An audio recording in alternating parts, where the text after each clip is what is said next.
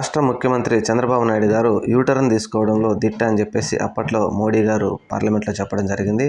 అయితే ఇప్పుడు ఆంధ్రప్రదేశ్లో ముఖ్యమంత్రి అయిన తర్వాత కూడా యూటర్న్ తీసుకున్నారు.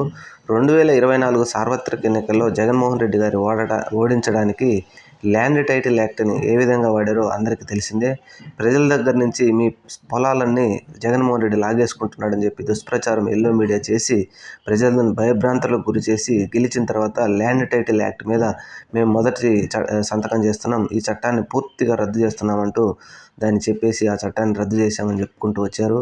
అయితే దీన్ని ఎంబడే 2-3 రోజులు 4 రోజుల్లోనే యూటర్న్ తీసుకొని నిన్న అనగానే సత్యప్రసాద్ చంద్రబాబు నాయుడు గారితో మీటింగ్ పూర్తయిన తర్వాత 7,000 గ్రామాల్లో జగన్మోహన్ రెడ్డి గారు భూ సర్వే చేశారు. అందులో 5% ప్రజలు మాత్రమే అసంతృప్తిగా ఉన్నారు, మిగతా వారందరూ సంతృప్తిగా ఉన్నారు.